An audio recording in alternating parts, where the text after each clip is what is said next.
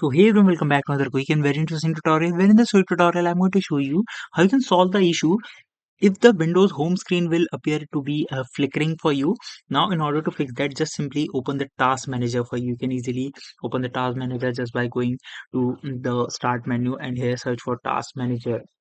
Now once you're in the task manager, all you need to do is to just simply uh, disable the Windows Explorer file option that's right there. Here you can find the Windows Explorer right there. You just simply need to right click on it, and here you'll see this option of restart.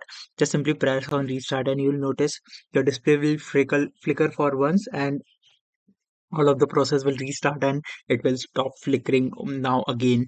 And if it is still flicker for you, just give a restart to your system and that will definitely gonna solve your problem.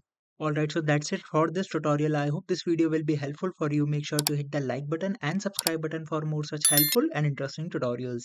See you in the next one. Take care.